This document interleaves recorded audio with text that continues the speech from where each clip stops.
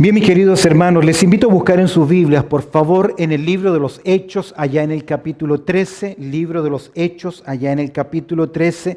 Vamos a mirar los primeros versículos de esta linda porción, Hechos capítulo 13, mira conmigo, dice la palabra del Señor lo siguiente. Hechos capítulo 13, versículo 1. Había entonces en la iglesia que estaba en Antioquía profetas y maestros: Bernabé, Simón el que se llama Niger, Lucio de Cirene, Manaén, el que se había criado junto con Herodes, el tetrarca, y Saulo. Ministrando estos al Señor y ayunando, dijo el Espíritu Santo: apartadme a Bernabé y a Saulo para la obra que los he llamado. Entonces, habiendo ayunado y orado, les impusieron las manos y los despidieron. Ellos entonces, enviados por el Espíritu Santo, descendieron a Seleucia y de allí navegaron a Chipre. Comenzamos acá la segunda parte importante del libro de los Hechos.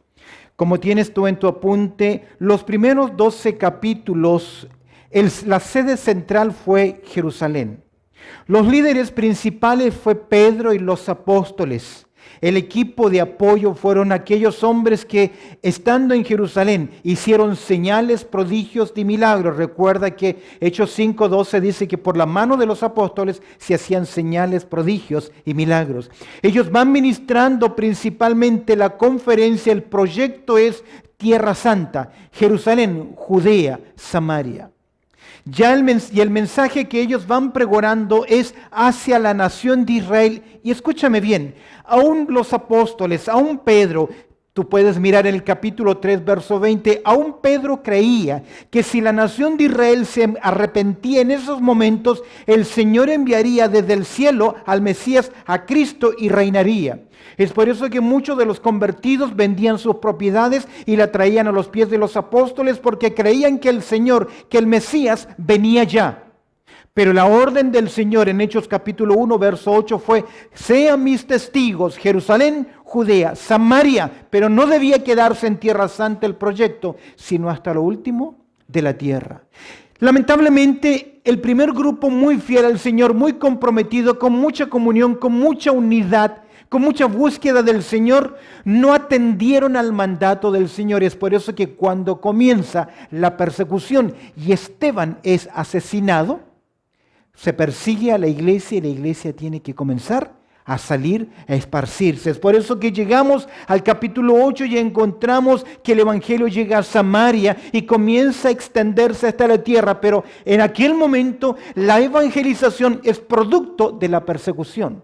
Pero llegamos hoy al capítulo 13, que tiene un giro en el libro de los Hechos, porque a partir del capítulo 13, la sede religiosa ya no es Jerusalén, ahora es Antioquía, una ciudad gentil. Es una iglesia multicultural con mucha gente de diferentes trasfondos étnicos. Están adorando, es una iglesia fuerte que tiene visión. Ahora el líder ya no es Pablo, ya no es de Pedro. El líder ahora es Saulo o Pablo, quien comenzará prontamente ese primer viaje misionero. Ahora es Pablo el líder principal, el equipo que le apoya. Y ojo, que algo interesante, que el mensaje, el énfasis del mensaje de Pablo, como lo dice en Hechos capítulo 20, verso 24, es el evangelio de la gracia de Dios.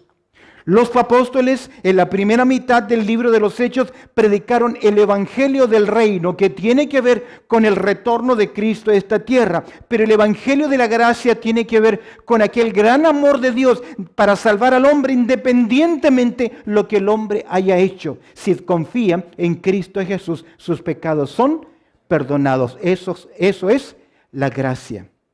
Y vemos entonces que a partir de este capítulo 13 hasta el capítulo 28, el líder principal será ahora Saulo, Saulo de Tarso, que aún no le llamamos Pablo, que será su nombre hacia el mundo gentil.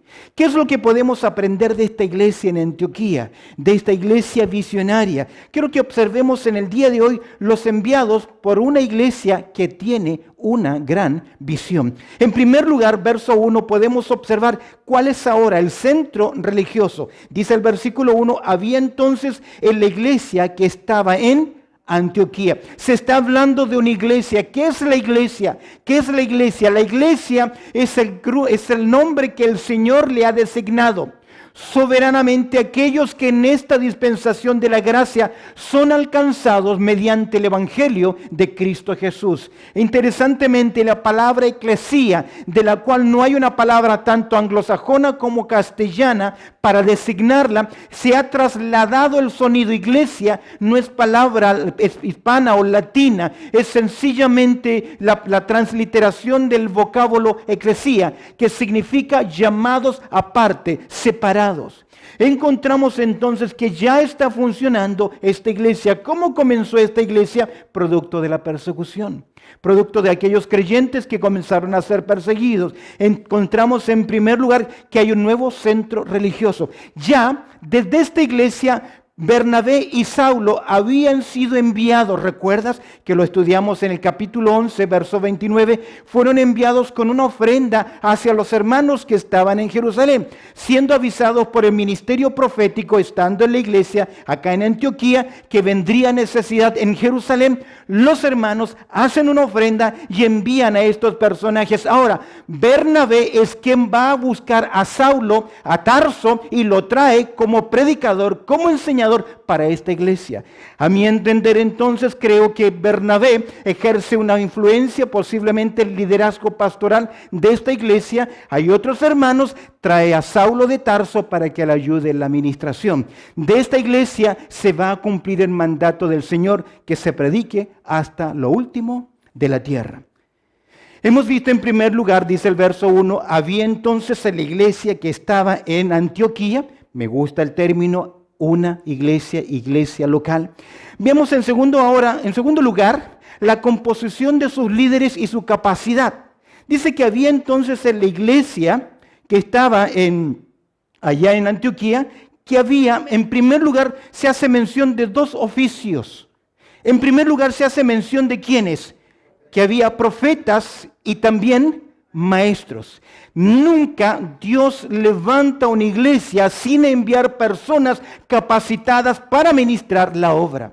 Encontramos acá profetas. Un profeta en el Nuevo Testamento es un hombre especialmente dotado por el Espíritu Santo que recibe, o mejor dicho, recibía en aquel momento una revelación directa de parte de Dios para entregar un mensaje, una enseñanza que proviniese directamente de Dios. Aún también podían entregar un mensaje que tenía que ver con cosas que ocurrirían en lo pronto. ¿Recuerdas cómo Agabo se ató un cinto a sus pies diciendo que de quién es este cinto? ¿Le esperarán prisiones? Los mismos profetas habían dicho que en Jerusalén había necesidad, pasaría hambruna. Son hombres dotados, capacitados de forma especial que reciben una dirección directa para enseñar, para predicar, para recibir un mensaje de parte de Dios. Pero también hay doctores, también hay maestros. La idea de maestro es aquí hombres a los cuales el Espíritu Santo había capacitado, escúcheme bien, en forma especial para hacer claro, para hacer entendibles las enseñanzas del Antiguo Testamento. Tenían la gran habilidad de parte de Dios de poder exponer, presentar en forma profunda y sencilla a la vez las verdades del Antiguo Testamento. Esto es importante notar. En cada iglesia local, Dios siempre levantará hombres y mujeres ¿con qué? Con los dones necesarios para su crecimiento. Hay que destacar lo siguiente, que ni profetas, ni maestros, ni ningún otro don es dado a capricho humano. Es lamentable las líneas carismáticas y algunas teologías sensacionalistas donde les enseñan a los hermanos que le pidan un don espiritual a Dios para que Dios se los dé. De acuerdo primero a los Corintios capítulo 12, verso 11, el Espíritu Santo repartió los dones a los hombres como Él quiso. Aquí no es lo que yo quiero, lo que yo desee. En el momento en que usted recibe a Cristo como su Salvador personal, en ese mismo momento usted recibe por lo menos un don espiritual. Y lo recibe, que es una capacidad dada por el Espíritu Santo con la finalidad de servir, edificar al pueblo de Dios. Ahora, déjame decirte algo. Estamos en un tiempo en el libro de los Hechos, recuerda que es un libro de transición. Aún está la vigencia de estos profetas, aún está la vigencia de los apóstoles. Posteriormente, Pablo ya lo enseña en Efesios capítulo 4, verso 11, que estos dones de señales, dones fundacionales, ya no quedarían operativos cuando Dios levantase, entregase su palabra y Dios levantase evangelistas, pastores y maestros. Una vez que Dios comenzó a levantar evangelistas, pastores y maestros, estos dones de señales comenzaron a quedar en desuso. ¿Por qué? Porque ya comenzó a circular, ¿qué cosa? La palabra de Dios. Y ahora el deber de los maestros era enseñar las Escrituras, conocer la palabra del Señor. Se nos hace en primer lugar mención de los oficios, profetas y maestros. Quiero que observes acá que esta es una iglesia que tiene no solo tiene un líder, sino que tiene una pluralidad de liderazgo. Es interesante que aquí se hace mención ahora de los oficiales, de manera que encontramos acá por lo menos 5 líderes, 5 entre profetas y maestros. Creo que Bernabé, Simón, Lucio, Manaén y Saulo son hombres que estaban ejerciendo estos oficios de profeta y de maestro como líderes dentro de la iglesia. Me llama mucho la atención de manera especial que al menos 5 profetas y maestros, entendiéndose que este liderazgo está en formación, estamos hablando del comienzo de la iglesia donde aún no hay imperativo de cuál debiera ser el liderazgo exacto de las iglesias. Posteriormente, cuando Pablo y Bernabé salen a la obra y regresan visitando las iglesias, ¿qué hicieron? ¿Qué constituyeron en las iglesias? Ancianos, pastores, los responsables de la obra del Señor. Pero en este tiempo aún estamos en un periodo de transición, porque la autoridad máxima eclesiástica, aparte del Señor Jesucristo, ¿quiénes son? Primero los apóstoles, los representantes de los apóstoles y luego aquellos líderes que quedarían establecidos o constituidos en cada iglesia. ¿Quiénes son los nombres de estos profetas y maestros? En primer lugar, miremos el equipo. Encontramos en primer lugar ¿a quién? Bernabé, la mención de los oficiales. Bernabé, sabemos quién ya es este hombre, un corazón de siervo. Un hombre fiel, un hombre generoso, un hombre compasivo, apodado hombre de consolación, que siempre está buscando a personas. Fue él quien trajo a Saulo de Tarso después de convertirse ¿a quién? A los apóstoles. Ese es un nombre increíble. Tenemos también a Simón, que se le llama Niger. Se cree que posiblemente él es del sector de África y la palabra Niger significa negro o de piel oscura. Es interesante, algunos creen que es este mismo Simón el que cargó la cruz del Señor Jesucristo. No lo sabemos. Tenemos acá un gentil llamado Lucio de Cirene. Poco sabemos acerca de él, pero es posible que él llegara a Antioquía de Cirene para predicar también el Evangelio. Hechos capítulo 11, verso 20. Tenemos acá un personaje, un aristócrata.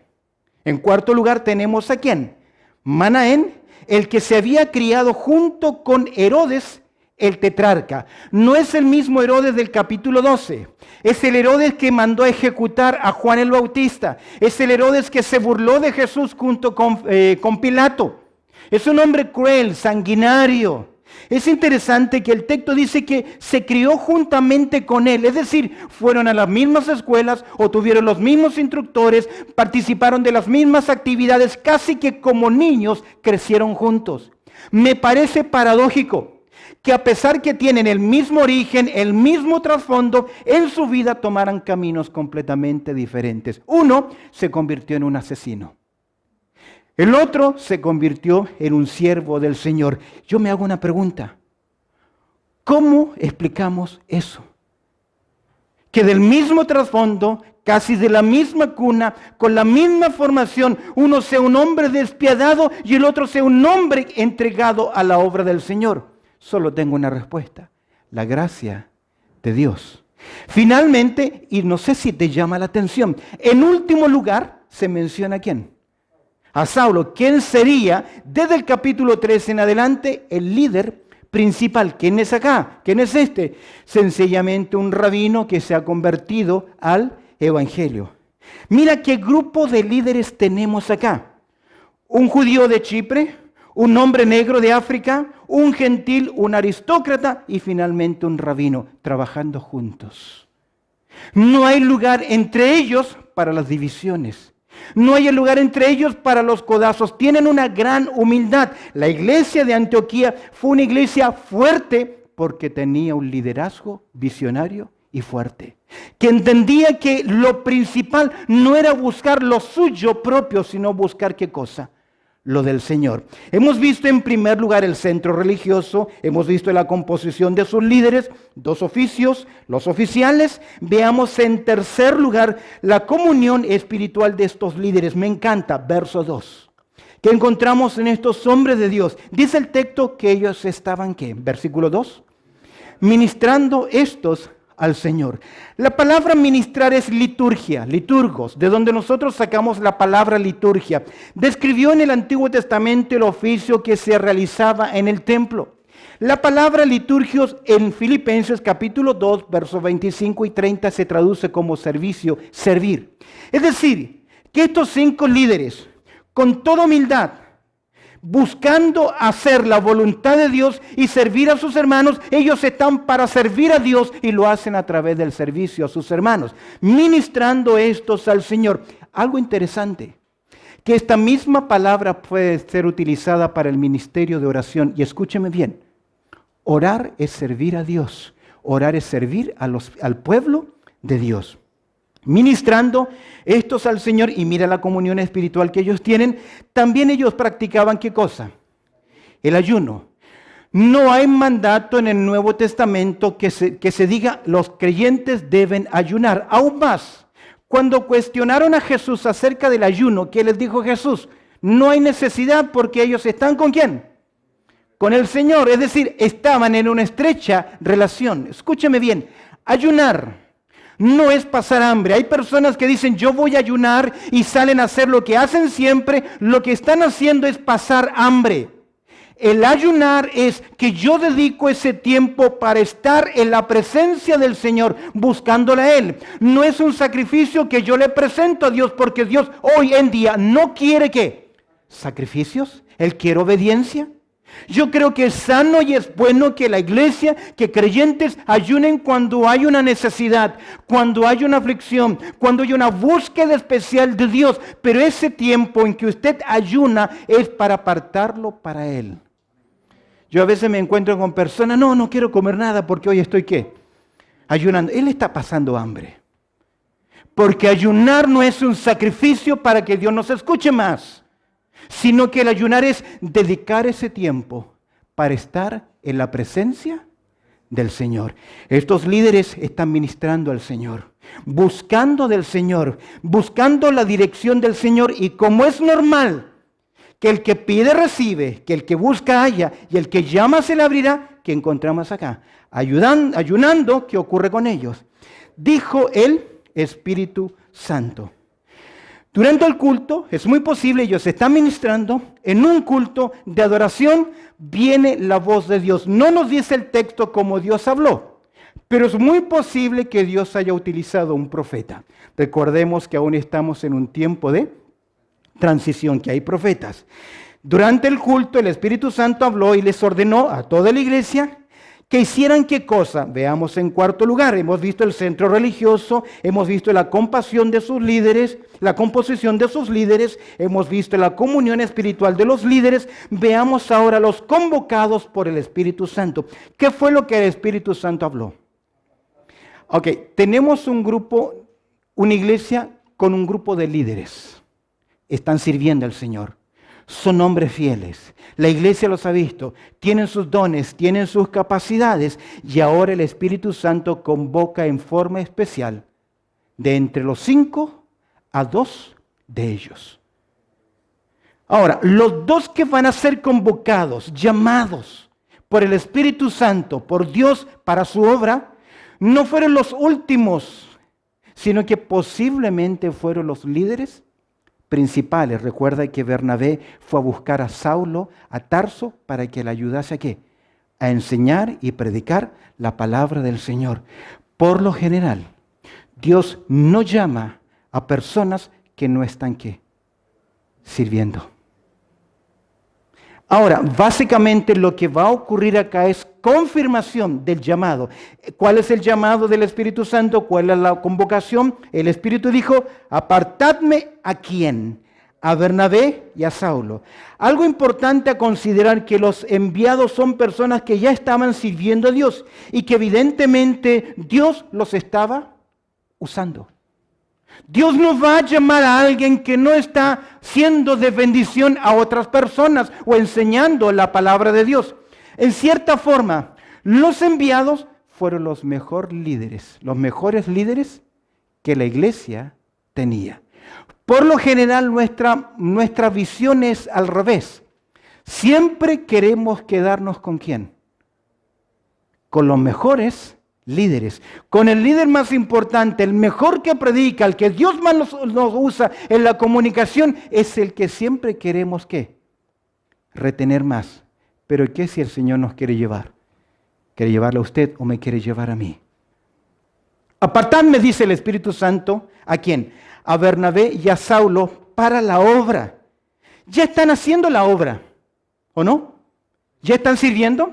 ¿Están predicando? ¿Están utilizando sus dones espirituales? Claro que sí, ya estaban haciendo la obra. No hay duda de su compromiso, ni tampoco de sus capacidades, porque en el tiempo estas personas fueron fieles, confiables. Para el llamado a la obra del Señor, no solamente es importante haber comenzado bien, porque podemos hablar de las glorias del pasado bien. Aquí estamos hablando de que creyentes en el presente, ¿qué están haciendo? Bien su trabajo, ellos están ministrando. Ahora serían llamados a una obra diferente. Hasta el momento, Pablo ha llegado a una iglesia donde hay creyentes. Desde este punto en adelante serían enviados a terrenos vírgenes, donde nadie antes había llevado ¿qué cosa? La palabra del Señor. La obra cambiaría. Estamos hablando del comienzo de las misiones. Los hermanos, los creyentes, la iglesia en Jerusalén predicaron el Evangelio, salieron a predicar el Evangelio, pero la motivación fue ¿cuál? Persecución. Tuvieron que hacerlo. Por primera vez encontramos ahora que el Señor está llamando a creyentes a que vayan al mundo y prediquen donde aún la palabra del Señor no ha sido ¿qué? Sembrada. Es fácil llegar a un lugar donde ya todo está hecho. Pero romper el terreno donde nadie antes llevó la palabra no es cosa fácil. Encontramos acá, apartadme, sepárenme, los quiero en forma especial, dice el Espíritu Santo, a Bernabé y a Saulo para la obra a que los he llamado. Qué importante es tener, escúcheme bien, la seguridad que en el ministerio tengo ¿qué cosa? El llamado de Dios. Creo, mis queridos, que hay una diferencia entre los dones espirituales y los oficios que a veces nosotros podemos desempeñar. Hay creyentes que desarrollan en la vida, en la historia de la iglesia, ciertos oficios, pero eso no significa que tienen el don para esos oficios. Por ejemplo, una persona puede ser un buen diácono sin necesidad de tener el don ¿de qué? De servicio, pero ha ejercido muy bien ¿qué? El diaconado. Aquí encontramos, entonces, los dones del Señor son irrevocables. Donde el hombre que ha sido dotado por Dios, donde esté, va a comenzar a dar frutos. ¿Por qué? Yo recuerdo cuando me vine acá a Australia, una de las palabras que más me ayudó en mi decisión y en mi venida, dejaba una iglesia creciente, grande, era el líder principal y el Señor me trajo acá, pero una de las palabras que el Señor calmó mi alma fue estas palabras de un misionero: Andrés, donde tú vayas, Dios va a hacer evidente el don y el llamado que ha puesto en tu vida. Queridos, dicho y hecho. Puedo decir que solamente 6 meses estuve, por así decir coloquialmente, cesante. A los 6 meses el Señor me llamó a hacer exactamente lo mismo que hacía en mi país: predicar, enseñar la palabra del Señor. Lo único que está ocurriendo acá, que el Señor está haciendo más evidente a hombres que ya estaban ¿qué? sirviendo en la obra del Señor. Hemos visto entonces el centro religioso, la composición de sus líderes, la comunión espiritual de estos líderes, buscando la dirección del Señor, sirviendo al Señor, ayunando, los convocados por el Espíritu Santo. Quiero que observes ahora la participación de la iglesia. Verso 3, los comisionados por la iglesia. La encomendación, escúcheme bien, porque lo que hizo esta iglesia, dice el verso 3, lo siguiente: entonces, esto es la iglesia, habiendo ayunado, es toda la iglesia, y quiero que vuelvas a observar que toda la congregación está involucrada en buscar la dirección del Señor, y todos están involucrados en ayunar. Ellos están pidiendo la dirección del Señor. Entonces, habiendo ayunado y orado, ¿qué hicieron? Les impusieron las manos y luego los dejaron libres, los libertaron. Dice el texto que los despidieron. Lo que veo acá, la encomendación va de la mano con el llamado al ministerio. Creo que la iglesia vio con claridad las capacidades, el compromiso de estos hombres, y no hubo duda alguna de qué, que Dios los estaba llamando. Mira la dirección. Entonces, habiendo ayunado y orado. Es una obra espiritual. Por lo tanto, se requiere de las herramientas espirituales. La asamblea también debe orar por la bendición de Dios sobre un nuevo ministerio, proyectos, decisiones por sus líderes.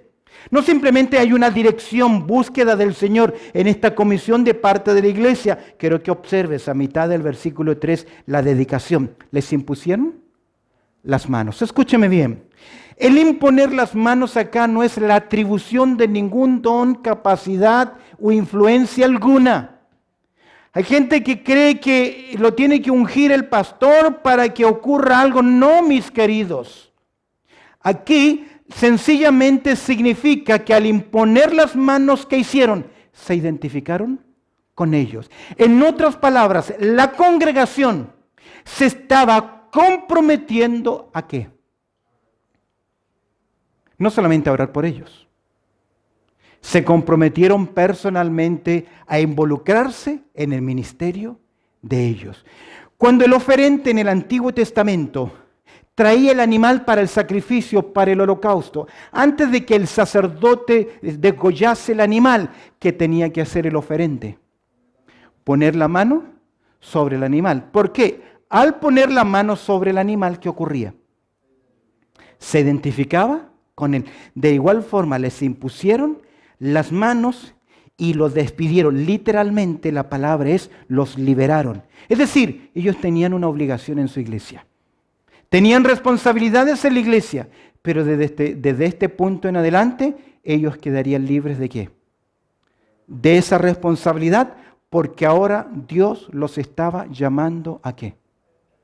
A un ministerio diferente. Creo que en misiones, todo misionero, todo siervo del Señor debe salir de una iglesia local.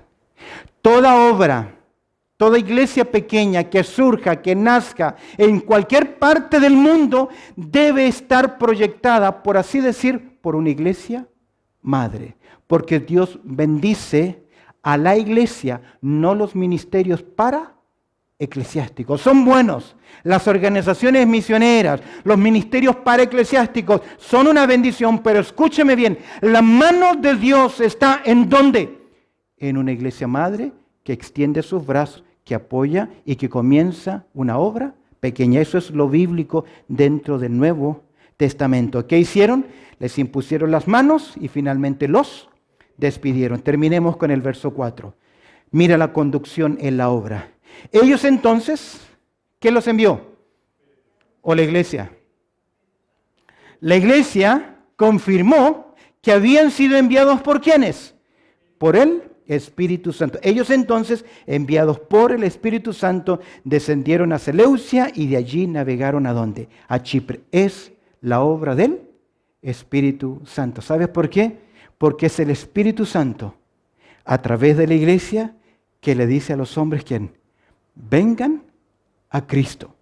Es el Espíritu Santo quien convence al mundo de qué? Pecado, justicia y juicio. Pero el Espíritu Santo no anda revoloteando, volando a ver a quién toco. El Espíritu Santo utiliza tus labios y mis labios. Utiliza mis manos y tus manos, tus pies y mis pies para tocar a quién.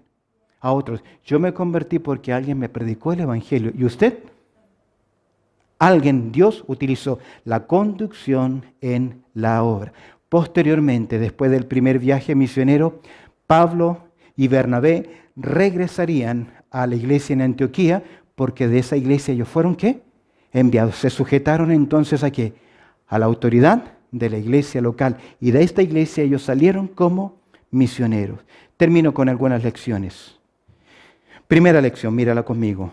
Dios envía a misioneros de una iglesia que sea una iglesia saludable, donde hay un liderazgo en armonía, una iglesia en crecimiento, hermanos con visión. De una iglesia sana pueden ser enviados misioneros. De una iglesia enferma, dividida, con celos, no va a salir un buen misionero. Y si sale una obra de esa iglesia por división, no tiene, ¿qué cosa? La bendición de parte de Dios. No, es imposible que prospere algo que es obrado en la carne. Segundo, el cristianismo es principalmente un movimiento misionero, porque Dios es el primer misionero. ¿Qué hizo Dios? Envió ¿a quién? A su Hijo. Dios llama ¿a quiénes? A los que están sirviendo, no a los que quieren servir. Hace años atrás yo tuve una pareja que decía queremos ser misioneros, pero no tenían ese grado de compromiso dentro de la iglesia. Al final se dieron cuenta que Dios no los estaba llamando, porque ¿a quién llama a Dios? Al servicio, a los que están sirviendo. Escúcheme bien, estamos aquí para evangelizar a todas las naciones. No todos van a ir, pero todos deben participar. ¿Cómo? Apoyando el ministerio de misiones. ¿Qué hizo esta iglesia? Puso sus manos sobre ellos. Así como lo han hecho conmigo a través de los años en los ministerios que hemos realizado, así como los hemos hecho apoyando a algunos otros misioneros, tenemos la responsabilidad de apoyar la obra misionera. Todos estamos involucrados. Hemos visto entonces los enviados por una iglesia que es visionaria. Ojalá que nosotros como iglesia tengamos también ese alto compromiso y visión. Oremos al Señor. Bendito Padre Celestial, te agradecemos, Señor, por tu palabra, por este tremendo ejemplo, Señor, de esta iglesia ya en Antioquía. Una iglesia visionaria, con un liderazgo, Señor, estable. Una iglesia sana, pero que ahora entiende que el llamado es id y hacer discípulos, id y predicar el Evangelio. Te pido, Señor, que nos ayudes a nosotros como iglesia, en las decisiones que tomemos, que solamente pensemos en una cosa, en expandir el reino de Dios. Ayúdanos a ser una iglesia con esa visión para tu gloria. Te doy gracias orando a través del precioso nombre de Cristo Jesús. Amén y amén.